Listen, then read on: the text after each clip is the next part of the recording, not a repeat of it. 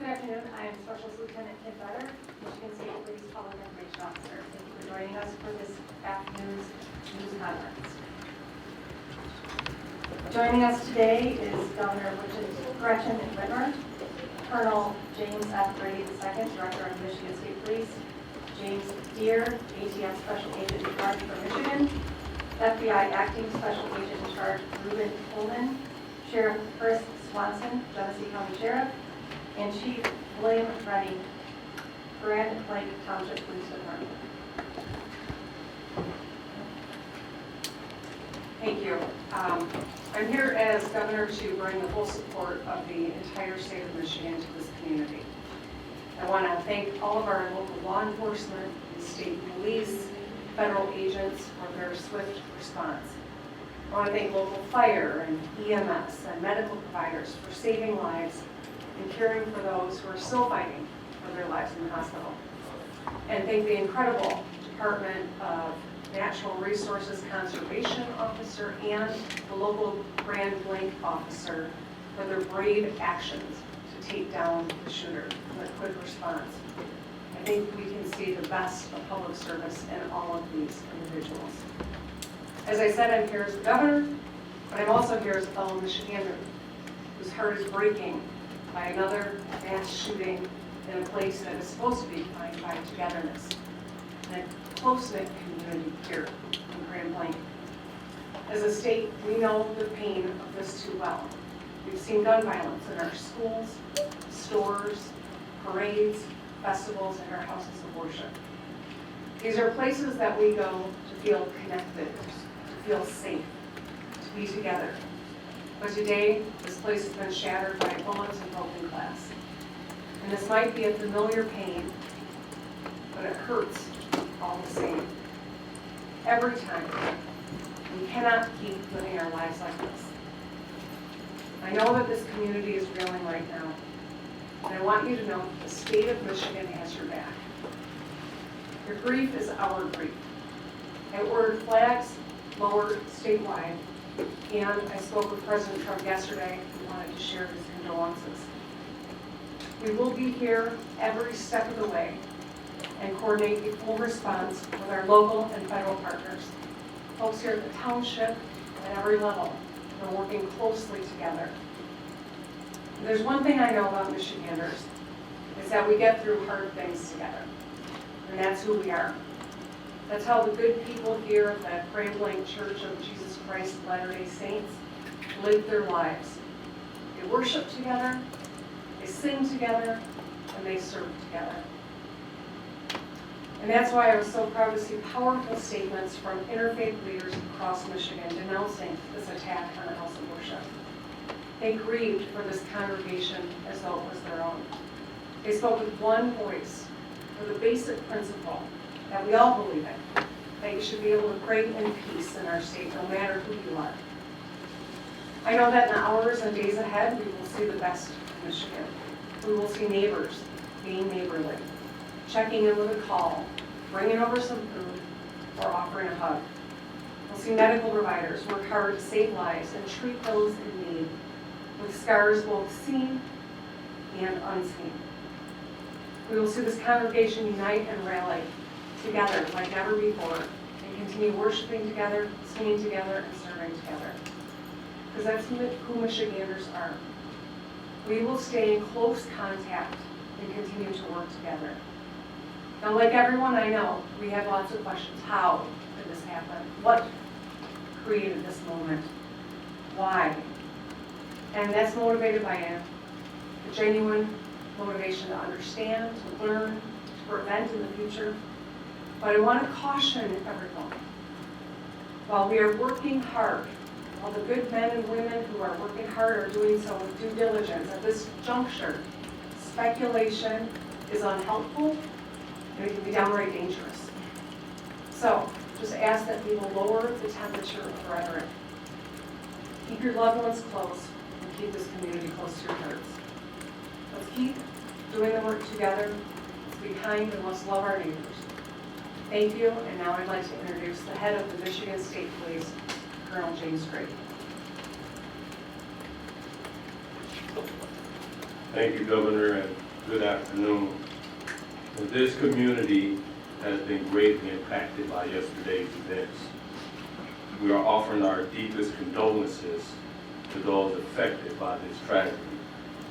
This horrific event is something that this community has never experienced. It is important at this time that we come together to support one another in this time of grief. We stand ready and willing to assist both our local and federal partners with any additional needs as this investigation continues. The Michigan State Police immediately responded alongside our public safety partners to secure the scene, provide support to our neighbors with our emergency support team serving search warrants, the bomb squad and K-9 team sweeping numerous locations for evidence and explosives. Additionally, our forensic science laboratories and our special investigations section continue to investigate the officer-involved shooting and work alongside our federal and local partners. I'd like to take a moment for everybody to remember that last year we put together an initiative called Stop the Plot. While we are committed to keeping our community safe, we also need your help. Again, it takes everybody. 53% of mass attacks leave a trail of clues leading up to them. And 2/3 of mass attackers elicited behavior that cause concerns. So we are asking our communities to stay vigilant, and if you see something suspicious, please contact local law enforcement or 911 immediately. We will keep the family in our prayers here at MSP as they continue to cover and we work together. Thank you for your time. Next up, we will have from the AT. Thank you. We will have ATS Special Agent in Charge for Michigan, James D. Good afternoon. My name is Jim Deere with ATF. I'm Special Agent in Charge for ATF Michigan. On behalf of the men and women of ATF, I offer my deepest sympathy and condolences to this community and to the families affected by this tragedy, this horrific act of violence. There is no place in our society for this. There's absolutely no place. But it's become all too common, and as we know, we have become more and more desensitized.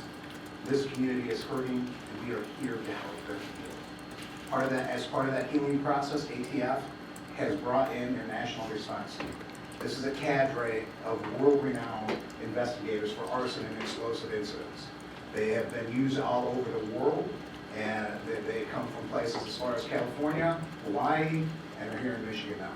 They arrived last night, they've briefed, they're examining the scene, and that is what they're doing at this point. From ATF's perspective, I would encourage the community not to travel by the church. Those roads have been blocked off and access is controlled. While that might be a little disheveling for folks, we need that scene security for our investigators as they dig out this scene. So with that in mind, that's our ask for the community. We are also looking at improvised explosive devices that were recovered during this investigation and looking towards that end as well. I need to introduce the acting special agent in charge for the FBI of Detroit, Michigan, Reuben Coleman.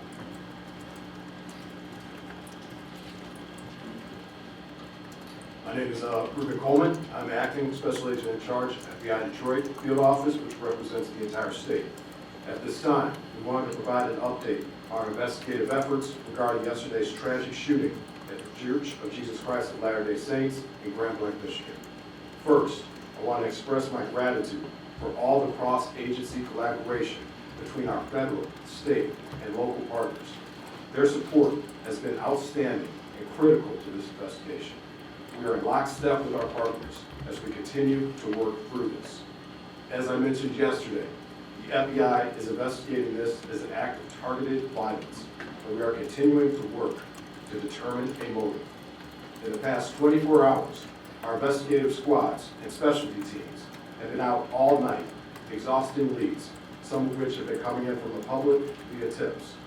Our special agents, victim specialists, child advocate forensic interviewers, and local partners have interviewed over 100 victims and witnesses to date and are continuing to interview individuals as we speak. Our evidence response team, or ERT, which is a specialized team of special agents, intelligence analysts, and professional staff, are trained to process crime scenes and collect evidence. They were out all night and continue processing the scene as we speak. Our field office has stood up national equities for support. We are engaging with our behavioral analyst unit, or BAU, and have received support from our Quantico Labs division to analyze evidence collected to date. We received assistance from our FBI field offices across the country to support this case and follow down leads. While our focus is on this investigation, we want to continue to keep the victims and their families in our thoughts as they navigate through this incredibly difficult time.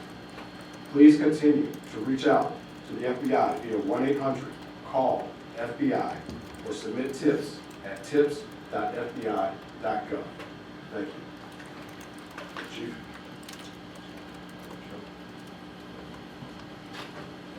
You prepared in peace to perform in chaos. I saw it live. I saw what you trained for, what you planned for, and then reality hit yesterday morning on a bright sunny day when people went to worship.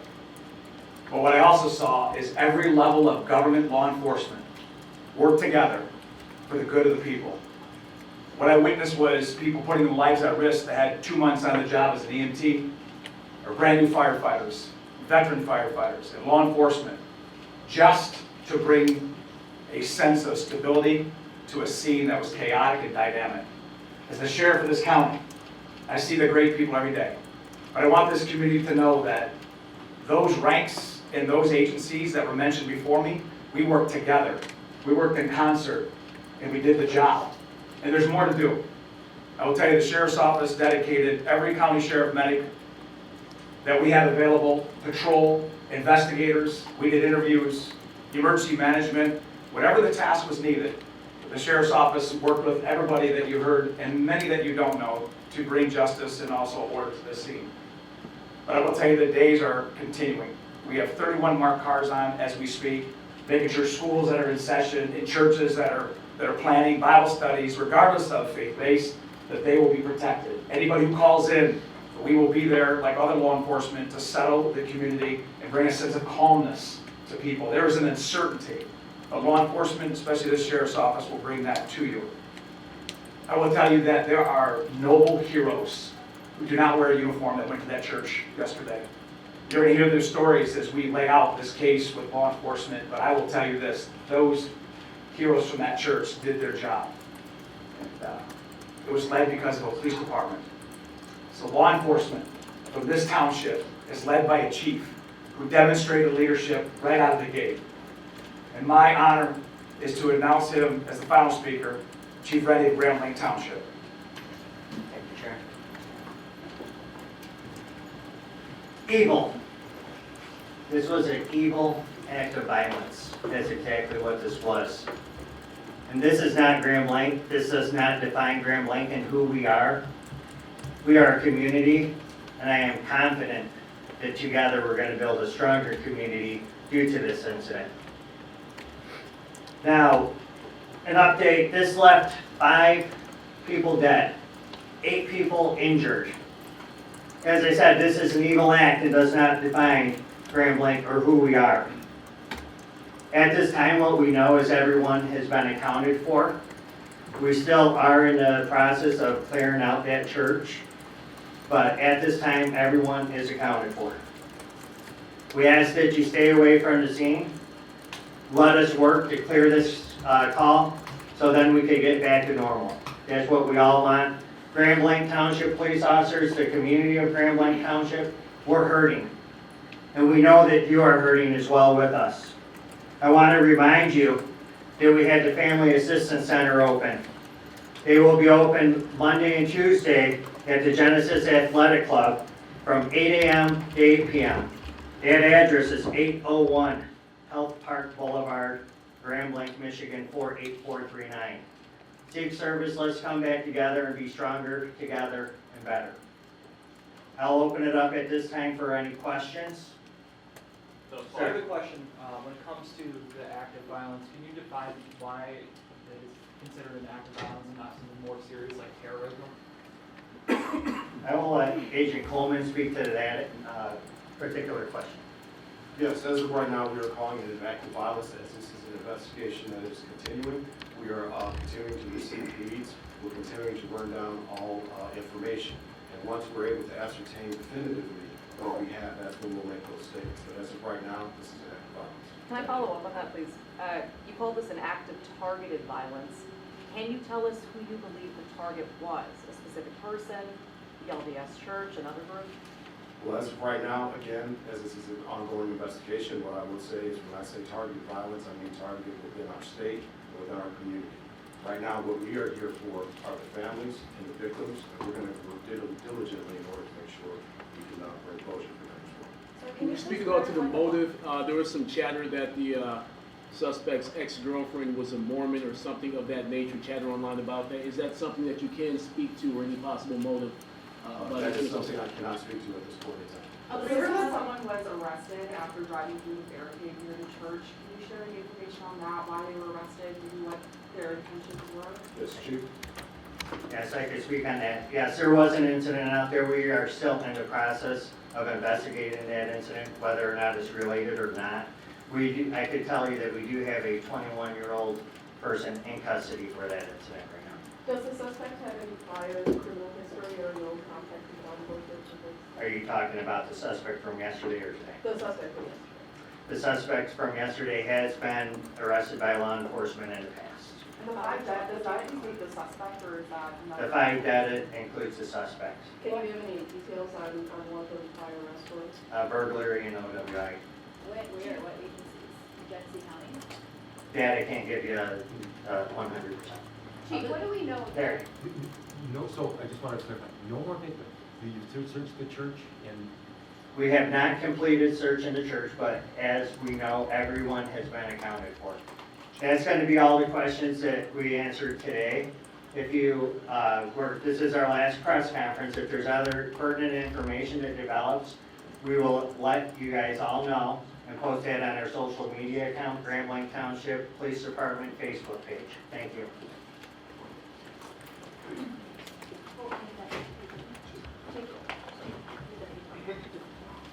Sorry. I'd just like to note that Dr. Michael Danek, the medical chief of staff from Henry Ford Genesis, will be available for questions after this news conference. He's here on the side of the room. Does anybody need any spelling of names? No? Would it be possible to just bring him up right now? So we Sure. can- Yep. Yeah, thank you. Can we also confirm right now, are there 8 injured still at the time? So it's 5 dead, including the shooter, 8 injured? Correct. Thank you. Hi, everybody. I'm Lauren Zakalik. I'm the PR director at Henry Ford Health. I'm going to introduce now Dr. Michael Danek, normal spelling for Michael, D-A-N-I-C. He is our medical chief of staff at Henry Ford Genesis Hospital. He's going to make some opening remarks, talk about what happened yesterday. He'll take a few questions. Thank you. Thank you very much for having me. It's a very sad day for our community. Our law enforcement did amazing, as well as our medical staff throughout the entire Genesee County area. Henry Ford Genesis was prepared and did extremely well. And we also like to thank Hurley and McLaren for taking great care of all the patients. An update on what we've had is we had a total of 8 patients at Henry Ford Genesis from the ages of 6 to 78. 5 were gunshot wounds and 3 were smoke inhalations. 2 of the smoke inhalations have been discharged. 1 is still intubated at this time. For the gunshot wounds, 1 had sustained gunshot wounds, multiple to the chest and abdomen, is in critical condition. 1 had to the abdomen, is in critical condition still, but mostly stable. 1 of the victims did die in the emergency department. 1 child came in, was stabilized, and then transferred. And then there was another gentleman who had a gunshot on the leg. The trauma team was really well prepared for this. They activated the Mass Casualty Incident Command. Our trauma surgeon, Christopher Ash, was on the team, and John Vance, one of our other trauma surgeons, helped lead the charge. Dr. Sandy Ross was the ER attending at the time and did a phenomenal job of triaging. All of the community members came together. We hate having to prepare for these kind of events, but we are prepared, as well as the other hospitals in our community. We're very grateful to be helping to serve this community, and will continue to do for years to come. So, any questions? How many Can were you on say the what team? round struck the victims? You said some were shot in the chest and abdomen. Was this with a rifle, a .223 round handgun? Can you speak to that? I don't have information on the caliber. How many were under the age of 18? I don't have that answer either. What was the age range It was 6 to 78. of the people found in the church after it was evacuated? Do you know anything about the suspected cause of death? I do not, and I can't extrapolate either. Can you tell us more about the child that you mentioned? Was that child shot, boy or girl, 6-year-old? Had an injury to the arm, and out of an abundance of caution, was transferred to another hospital. Was the injury a gunshot wound? Do you know? I can't verify that. Dr. Danek was one of the physicians that was treating patients yesterday. If anybody wants to ask him about his experience and just being there. I will say it was very interesting to take care of our community members in this kind of a traumatic experience. We had a number of our residents who were members of the church and were on site. Not only were they victims, they were also first responders. And having your friends and family come in injured and taking care of them is a really incredible experience. They were heroes. Those on the scene were absolute heroes, going in and out of the fire to drag people out, helping each other take care of the victims on the scene. And the community really came together. We'll take Your reaction, two more Doctor. questions. Your reaction, I wanted Doctor. to ask, have you ever seen anything, even like to this extent in our community, and what was that like for you to respond to? Never in our community. A lot of us who have trained in the trauma settings have dealt with gunshot wounds. So everyone who's on the staff there has dealt with these types of injuries in the past. It's just strange when it's your community hospital. Doctor, Last I question. understand there were some nurses that were on strike and wanted to help, but then were turned away. Are you able to talk a little bit about that? Yeah, we're very happy that the instinct was to help. And we have a great loving community, and the instinct was there, but I cannot comment on the work stoppage. All right, thank you. Sorry, Doctor, just quickly, when you said residents, you meant residents of the community, right? Resident physicians. Resident physicians. Those in training. Okay. Thank you. Thank you.